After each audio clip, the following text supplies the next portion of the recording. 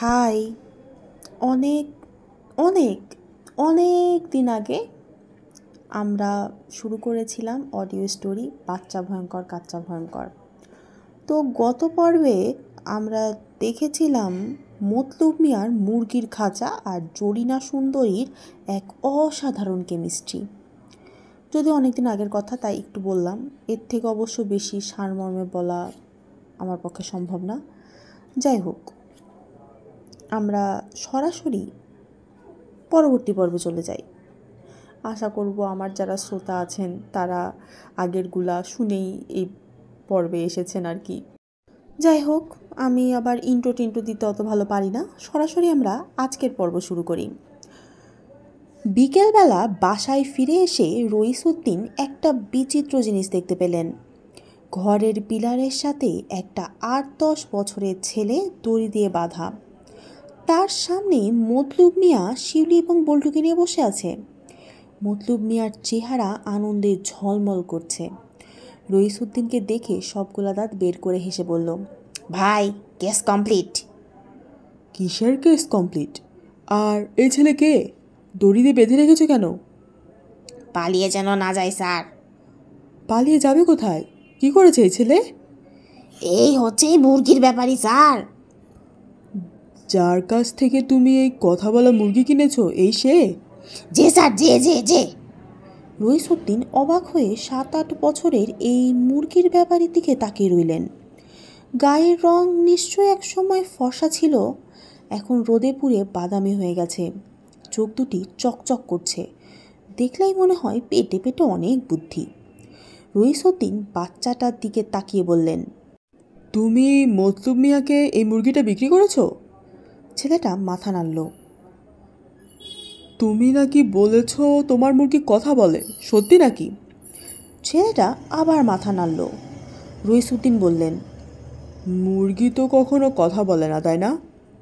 ছেলেটা কোনো কথা না বলে ঠোঁট উল্টালো। মতলব মিয়া এই সময় এগিয়ে এসে বললেন, এই, তুই কি এই মুরগিটাকে দিয়ে আবার কথা বলাতে পারবি? ছেড়ে দেবো তাইলে তোকে, পারবি বল? ছেলেটা মাথা নাড়ল। মতলব মিয়া তখন ঘরের ভেতর থেকে মুরগির খাঁচাটা এগিয়ে নিয়ে আসলো। ছেলেটার সামনে রেখে বলল, নে নে নে, কথা বলা। ছেলেটা এই প্রথম কথা বলল, আমাকে আগে ছেড়ে দাও। মতলব মিয়া মুখ শক্ত করে বলল, আগে কথা বলা ওকে দিয়ে। রইসুদ্দিন ধমক দিয়ে বললেন, এই মতলব মিয়া, দড়ি খুলে দাও। একজন মানুষকে আবার এভাবে কেউ বেঁধে রাখে নাকি? হ্যাঁ? মতলব মিয়া বিরস মুখে ছেলেটার হাতের বাঁধন খুলে দেয়। ছেলেটা হাতে হাত বোলাতে বোলাতে মুরগির খাঁচার কাছে এগিয়ে যায়। মাথা নিচু করে মুরগিটাকে জিজ্ঞাসা করে, এই, তোর নাম কি? মুরগিটা মাথা উঁচু করে ছেলেটার দিকে তাকালো, কিন্তু কিছু বলল না। ছেলেটা খাঁচা ধরে আরেকটা ঝাঁকুনি দিয়ে বলল, বল, কি নাম বল। সাথে সাথে সবাই স্পষ্ট শুনতে পেল, জরিনা। ছেলেটা উঠে মাথা নিচু করে দাঁড়িয়ে রইল। মতলব মিয়া হাতে কিল দিয়ে বলল, শুনেছেন ভাই, শুনেছেন? রইসুদ্দিন হতচকিত হয়ে দাঁড়িয়ে রইলেন। শিউলি আর বল্টু খাঁচার কাছে এসে জিজ্ঞাসা করে, কি নাম, কি নাম, কি নাম তোর? মুরগিটা বার কয়েক কক কক শব্দ করে আবার স্পষ্ট গলায় বলল, জরিনা সুন্দরী। শিউলি আর বল্টু আনন্দে লাফিয়ে উঠল। রইসুদ্দিন তীক্ষ্ণ দৃষ্টিতে ছেলেটার দিকে তাকিয়ে রইলেন। হঠাৎ করে তার মনে হলো ব্যাপারটা খানিকটা বুঝতে পেরেছেন। তার মুখে একটু হাসি ফুটে ওঠে। এইটুকু একটা ছেলে, কিন্তু কি ধুরন্ধর। ছেলেটা মতলব মিয়ার দিকে তাকিয়ে বলল, আমি যাই তাহলে? রইসুদ্দিন বললেন, এই দাঁড়াও ছেলে, দাঁড়াও। ছেলেটা শঙ্কিত মুখে দাঁড়িয়ে পড়ল। রইসুদ্দিন বললেন, তোমার নাম কি? কুকন। কুকন? কুকন কি কারো নাম হয় নাকি? নিশ্চয়ই তোমার নাম খোকন, তাই না? ছেলেটা মাথা নাড়ে। রইসুদ্দিন বললেন, তুমি নিজের নামটাও ঠিক মতো উচ্চারণ করতে পারো না, আর এরকম ভেন্ট্রিলোকুইজম শিখলে কিভাবে? ছেলেটা মাথা ঘুরিয়ে রইসুদ্দিনের দিকে তাকায়। রইসুদ্দিন বললেন, ভেন্ট্রিলোকুইজম মানে কি জানো? মুখ না নাড়িয়ে কথা বলা, মনে হয় অন্য কেউ কথা বলছে। মতলব মিয়া চোখ বড় বড় করে সোজা হয়ে দাঁড়ালো। নাক দিয়ে ফোঁস করে একটা নিঃশ্বাস ফেলে বলল, কি কি বলছেন ভাই এসব? মুরগি কখনো কথা বলে না মতলব মিয়া, কথা বলেছে খোকন। তোমার মনে হয়েছে মুরগি, তাই যখন খোকন আশেপাশে থাকে না তখন তোমার মুরগিও কথা বলে না। রইসুদ্দিন খোকনের দিকে তাকিয়ে বললেন, কি ঠিক বলছি তো খোকন? খোকনের মুখ হঠাৎ ফ্যাকাশে হয়ে যায়। সে হঠাৎ উঠে একটা দৌড় দেওয়ার চেষ্টা করে, কিন্তু তার আগেই মতলুব মিয়া তাকে জাপটে ধরে ফেলেছে। শুধু ধরেছে তাই নয়, তার নাকে মুখে কিল ঘুষি মারাও শুরু করেছে। রইসুদ্দিন, শিউলি আর বল্টু একসাথে ছুটে গিয়ে খোকনকে মতলুব মিয়ার হাত থেকে ছুটিয়ে নেয়। শিউলি আর বল্টু মিলে মতলুব মিয়াকে ধরে রাখতে পারছে না কোনোভাবেই। রাগে ফোঁস করে সে হাত পা নেড়ে চিৎকার করতে করতে বলে, বেটা, বদমাইশ, জোচ্চোর, ঠগের বাচ্চা ঠগ, চোরের বাচ্চা চোর, হারামখোর। রইসুদ্দিন প্রচণ্ড জোরে ধমক দিয়ে বলেন, মতলব মিয়া, ক্ষমতার ঘরের মাঝে আজে বাজে কথা বলবে না। এইটুকু ছেলের গায়ে হাত তোলো তোমার লজ্জা করে না?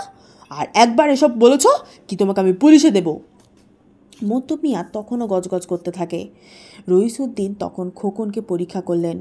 নাকে বেকায়দা ঘুষি লেগে খানিকটা রক্ত বের হয়ে এসেছে। রুমাল দিয়ে মুখে মুখ ধুইয়ে দেওয়া হলো। বল্টু মগে করে পানি এনে তার মুখ ধুইয়ে দিল। শিউলি এক গ্লাস লেবুর শরবতও করে দিল। শরবত খেয়ে ঢেকুর তুলে খোকন বলল, আমি গেলাম। মতলব মিয়া প্রায় আর্তনাদ করে বলে উঠে, আমার টাকা? বল্টু দাঁত বের করে হেসে বলল, তোমার টাকা গেছে মতলুব চাচা। শিউলি খোকনের ঘাড়ে থাবা দিয়ে বলে, কই যাবি? আজ রাতটা আমাদের সাথে থেকে যা। থেকে যাব? হ্যাঁ, তুই কেমন করে ভেন্টি কুন্টি কুইস না, ওটা আমাদেরকে করে দেখা আজকে। রইসুদ্দিন হেসে বলে, শব্দটা ভেন্টিকুন্টি না, শব্দটা ভেন্টিলুইজম। শিউলি কয়েকবার চেষ্টা করে হাল ছেড়ে দেয়, ওই একই কথা। বল্টু রইসুদ্দিনের দিকে তাকিয়ে বলে, চাচা, খোকন আজকে আমাদের সাথে থাকুক না প্লিজ। রইসুদ্দিন একটা নিঃশ্বাস ফেলে বলে, ঠিক আছে, থাকুক। রাত্রিবেলা জরিনা সুন্দরীকে কেটে কুটে রান্না করা হলো। মতলুব মিয়ার রান্না যে খুব ভালো সেটা বলা যায় না, কিন্তু সবাই বেশ তৃপ্তি করে খেলো। সবচেয়ে মজাটা হলো খাওয়ার পর, যখন সবার পেটের ভিতর থেকে জরিনা সুন্দরী কথা বলতে শুরু করলো। হেসে সবাই কুটি কুটি হয়ে গেল খোকনের কাণ্ড দেখে। পরদিন ভোরবেলা খোকনের চলে যাওয়ার কথা। সারা রাত ভেন্টিলোকুইজম করে এবং শুনে ঘুমাতে ঘুমাতে অনেক রাত হয়ে গেছে সকলের, তাই ঘুম থেকে উঠতে সবার খানিকটা দেরি হয়ে গেল। ঘুম ভাঙতে আরও দেরি হতো যদি বিদেশ থেকে কুরিয়ার সার্ভিসে একটা চিঠি না এসে সকলের ঘুম ভাঙিয়ে দিত। খামটা খুলে রইসুদ্দিন চিৎকার করে শিউলিকে ডাকাডাকি করতে লাগলেন। ভেতরে আমেরিকা থেকে তার ছোট চাচার চিঠি এসেছে। রইসুদ্দিনকে আমেরিকা থেকে শিউলির ছোট চাচা বিশাল একটা চিঠি লিখেছেন। তিনি খবর পেয়েছিলেন তার ভাই সপরিবারে নৌকাডুবিতে মারা গেছে। শিউলি যে বেঁচে আছে সেটা তিনি জানতেন না। রইসুদ্দিন যে শিউলিকে দেখে শুনে রাখছেন সেজন্যে ছোট চাচা সারা চিঠিতে কম করে হলেও 100 বারের মতো তাকে ধন্যবাদই জানিয়েছেন। ছোট চাচা আমেরিকা থেকে এসে শিউলিকে নিয়ে যাবেন। ভিসার কী সব ব্যাপার আছে, সেই জন্য একটু দেরি হবে। আর বেশি একটা দিনও তিনি অপেক্ষা করবেন না। ছোট চাচা লিখেছেন শিউলিকে দেখে শুনে রাখতে। রইসুদ্দিনের নিশ্চয়ই খরচপাতি হচ্ছে, সেই জন্য তিনি $1000 পাঠিয়েছেন। টাকাটা পাঠাতে তার খুব লজ্জা হচ্ছে, কারণ রইসুদ্দিন যে মানবিক কাজটুকু করেছেন সেটা নিশ্চয়ই টাকা দিয়ে তুলনা করা যায় না। চিঠির ভেতরে ছোট চাচার বেশ কয়েকটা ছবি। তার স্ত্রী বিদেশি হাসিখুশি একজন আমেরিকান মহিলা, 2 জন ছেলে মেয়ে। ছোট চাচার বয়সও বেশি নয়। ছবিতে দেখা যাচ্ছে বয়সের মাঝে ছেলে মেয়েকে আঁকড়ে ধরে বসে আছে। চিঠিতে শিউলির কয়েকটা ছবি পাঠানোর জন্য তিনি বলেছেন। রইসুদ্দিন ছোট চাচার চিঠি নিয়ে শিউলিকে ঘুম থেকে ডেকে তুললেন। শিউলি একটু ভয় পেয়েই বলে, কী হয়েছে চাচা? তোমার ছোট চাচার চিঠি এসেছে। শিউলি আনন্দে লাফ দিয়ে ওঠে, সত্যি? সত্যি, এ দেখো ছবিও পাঠিয়েছে। শিউলি খুঁটিয়ে খুঁটিয়ে ছবি দেখে। তার বিদেশি চাচি কী কাপড় পরে আছেন, তার চাচাতো ভাই বোনেরা দেখতে কেমন, চাচার গায়ের রং কি আরও ফর্সা হয়েছে কিনা, বরফটা কি ধবধবে সাদা, পিছনের গাছে পাতা আছে কিনা, এই সব ব্যাপারগুলো নিয়ে বেশ লম্বা চড়া আলোচনা হলো।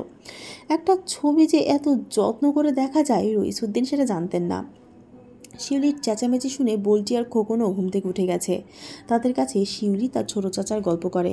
কিছুদিনের মাঝেই যে সে তার ছোট চাচার সাথে আমেরিকা চলে যাবে, তখন টিকিস টিকিস করে ইংরেজিতে কথা বলবে, সে কথাটা সে তাদেরকে বেশ কয়েকবার শুনিয়ে দেয়।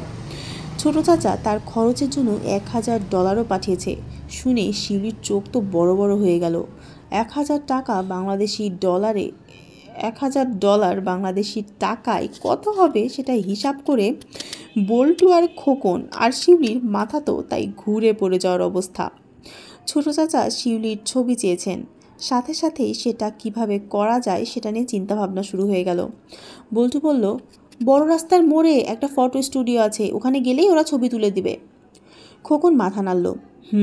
পেছনে সুন্দর সুন্দর সিনারিও থাকে, পানির ফোয়ারা, হরিণ। ফটো তুললে মনে হয় সত্যি পানির ফোয়ারার সামনে, হরিণের সামনে। পাশ থেকে বল্টু বলে ওঠে, ফটো তোলার জন্যে টাইও পাওয়া যায়। শিউলি হি হি করে হেসে বলে, দূর কথা, আমি মেয়ে মানুষ টাই দিয়ে কী করবো? রইসুদ্দিন বললেন, একটা ক্যামেরা হলে ভালো হতো, তাহলে সুন্দর ছবিও তোলা যেত। শিউলি জিজ্ঞাসা করল, আপনার ক্যামেরা নাই চাচা? রইসুদ্দিন মাথা নেড়ে বলল, নাই। হঠাৎ শিউলির চোখটা চকচক করে ওঠে।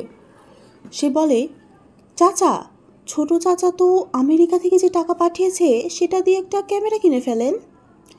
রইসুদ্দিন হেসে ফেললেন, বললেন, ঠিক আছে, তোমার চাচার টাকাটা তোমার জন্যই থাকুক, আমি না হয় এমনি একটা ক্যামেরা কিনে ফেলি। বাসায় একটা ক্যামেরা থাকা খারাপ কিছু না। শিউলি, বল্টু আর খোকন আনন্দে চিৎকার করে উঠল। খোকনের রাতটা কাটিয়ে চলে যাওয়ার কথা ছিল, কিন্তু ক্যামেরা কেনা এবং সেটা দিয়ে শিউলির ছবি তোলা শেষ না হওয়া পর্যন্ত সে থেকে যাওয়াটাই ঠিক করলো। ক্যামেরা জিনিসটা সে দূর থেকে দেখেছে, কিন্তু কিভাবে ছবি তোলা হয় সেটা সে কখনো দেখেনি। তিনজনকে নিয়ে রইসুদ্দিন স্টেডিয়াম মার্কেটে গেলেন। সেখানে দরদাম করে শেষ পর্যন্ত একটা ভালো ক্যামেরা কিনলেন। এখন বাকি রইল শিউলির ছবি তোলা। স্টেডিয়ামের সামনে একটা জায়গায় শিউলিকে দাঁড় করানো হলো। ক্যামেরা চোখে লাগিয়েই যেই ক্লিক করবেন তখন বল্টু বলে ওঠে, একটা নতুন জামা হলে ভালো হতো। রইসুদ্দিন থেমে গেলেন। সত্যিই তাই, তিনি পুরুষ মানুষ, সারা জীবন বাচ্চা কাচ্চা থেকে 100 হাত দূরে থেকেছেন, তাদের জামা কাপড় খেয়াল করে কখনোই দেখেননি।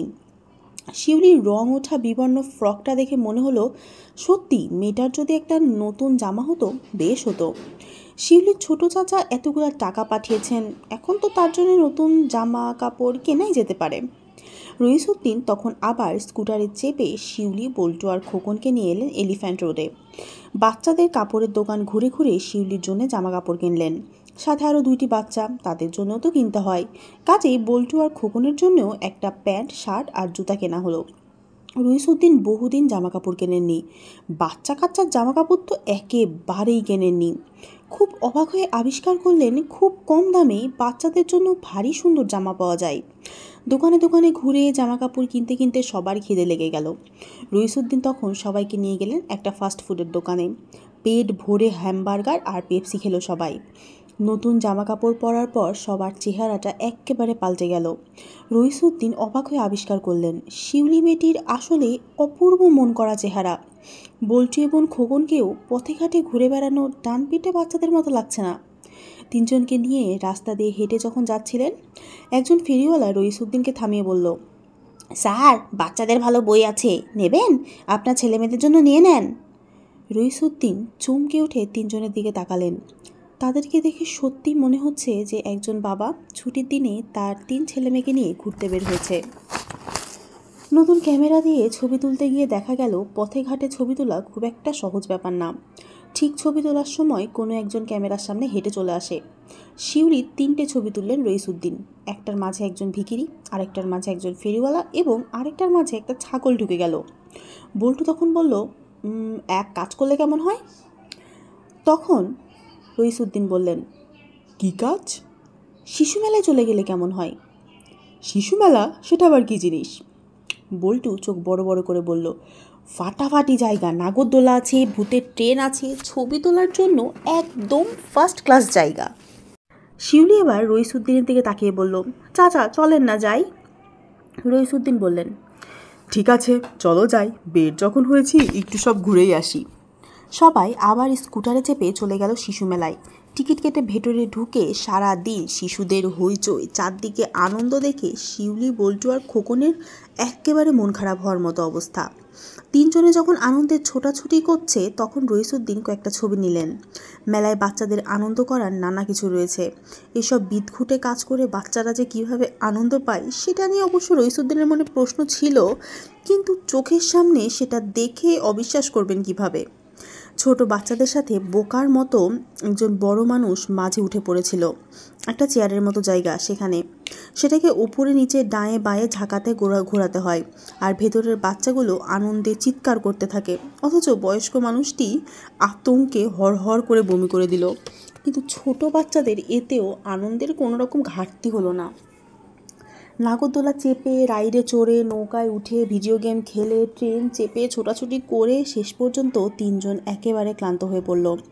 রইসুদ্দিন তাদের সাথে কিছুই করেননি, কিন্তু তিনজনের পেছনে ঘুরে ঘুরে তিনি যেন আরও বেশি ক্লান্ত হয়ে গেলেন। মেলার মাঝে এক কোনায় খাবারের দোকান, সেটা দেখেই সবার যেন আরও খিদে পেয়ে গেল। বাইরের বেঞ্চে বসে সবাই হট প্যারিস আর পেপসি খেলো। খেতে খেতে আর চোখে তাকিয়ে শিউলি দেখল তাদের পাশে একটা বাচ্চা বসেছে। বাচ্চাটি ভীষণ মোটা, এক গাদা খাবার নিয়ে কপাকপ করে খেয়ে যাচ্ছে। তখন পাশে বসে থাকা মা বললেন, বাবা আর খাস নে বাবা। ছেলেটা খাবার মুখে দিয়ে চিবুতে চিবুতে বলল, কেন খাবো না মা? পেটের মাঝে ভুটভাট করবে রে, যাও বলে বাচ্চাটা মায়ের কথা উড়িয়ে দিয়ে আবার গপ গপ করে খেতে লাগলো।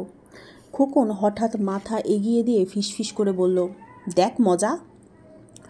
সাথে সাথেই হঠাৎ সবাই স্পষ্ট শুনতে পেল ছেলেটার পেট বিকট শব্দে ডেকে উঠেছে। মা বললেন, ওই দেখ বাবা তোর পেট কেমন করছে। ছেলেটা পেটে একটা চাটি মারতেই শব্দ বন্ধ হয়ে গেল। খানিকক্ষণ যেতে যেতে আবার পেটের উপর বিকট শব্দ, এবারটা তো আগের থেকেও বেশি জোরে। তার মা বললেন, বাবা আর খাস নে। ছেলেটা পেটে আবার একটা চাটি মারল, সাথে সাথে শব্দ আবার বন্ধ হয়ে গেল, কিন্তু প্রায় সাথে সাথে আরও বিকট শব্দে পেট ডেকে উঠল। ছেলেটা কেমন যেন সতর্ক হয়ে উঠে দাঁড়ায়, বলে, আর খাবো না মা, চলো বাড়ি যাই, পেটের ভেতরটা কেমন জানি করছে। ছেলেটার তার মা উঠতে যাবে, সাথে সাথে শিউলি, বল্টু আর খোকন হি হি করে হাসতে শুরু করে। তাদের হাসি আর থামতেই চায় না। কাছে রইসুদ্দিন বসেছিলেন, তিনি অবশ্য বুঝতে পারলেন না এই ব্যাপারটাতে হাসির কি রয়েছে। রাতে বাসায় ফিরে আসার সময় স্কুটারে বসে তিনজনের চোখে প্রায় ঘুম নেমে এসেছে। আধো ঘুমে কেউ না আবার স্কুটার থেকে পড়ে যায় সেই ভয়ে রইসুদ্দিন তিনজনকে শক্ত করে আঁকড়ে ধরে রাখলেন। স্কুটারের ঝাঁকুনিতে বাচ্চাগুলোর মাথা আর তার বুকের মাঝে ঘষা খেয়ে যাচ্ছিল। আর হঠাৎ করেই রইসুদ্দিনের বুকের মাঝে কেমন জানি করতে থাকে। তার মনে হতে থাকে, একা একা নিঃসঙ্গভাবে এভাবে বেঁচে না থেকে তিনিও যদি বিয়ে করে সংসারী হতেন, তাহলে হয়তো এমনই তার নিজের কয়েকজন সন্তান হতো, তাদের হাত ধরে তিনি শিশু মেলায় নিয়ে যেতেন। কিন্তু এখন তার জন্য খুব দেরি হয়ে গেছে। রাতের বেলা খাওয়ার পর শিউরি এসে কাচুমাচু করে বলে, চাচা। বলো কি হলো? আমার ছোট্ট চাচা তো অনেক টাকা পাঠিয়েছে, তাই না? তা তো পাঠিয়েছেন। এই টাকা খরচ করে মানে কি বলতে চাচ্ছ বলো তো? খোকনকে কি আমাদের সাথে রাখতে পারি না? রইসুদ্দিন কিছুক্ষণ চুপ থেকে বললেন, পারি, কিন্তু খোকনের নিজের মা বাবা ভাই বোন তো শিউলি সাথে সাথে বাধা দিয়ে বলে, কেউ নেই চাচা, কেউ নেই, তার দুঃসম্পর্কে ফুফুর সাথে থাকে, সেই ফুফু একদম আদর করে না। রইসুদ্দিন চুপ করে রইলেন। শিউলি অনুনয় করে বলল, খোকনকে দেখে মায়া পড়ে গেছে চাচা, যে কয়দিন আমি আছি আমাদের সাথে থাকুক, আমি যখন চলে যাব বল্টু আর খোকনও চলে যাবে। শিউলি কিছুক্ষণ চুপ করে থেকে বলে, আমরা কোনো দুষ্টুমি করব না চাচা, খুব ভালো হয়ে থাকবো। রইসুদ্দিন একটা নিঃশ্বাস ফেলে বলে, ঠিক আছে, কিন্তু একটা কথা। কি কথা চাচা? এই শেষ, তোমরা আর নতুন কোনো বাচ্চা আমদানি করতে পারবে না। প্রথমে তুমি, তারপর বল্টু, এখন খোকন, এইভাবে একজন একজন করে যদি আসতেই থাকে কয়েকদিন পর আমার বাসায় তো আর জায়গা থাকবে না। ঠিক আছে চাচা, আর কেউ আসবে না। মনে থাকে যেন কথাটা।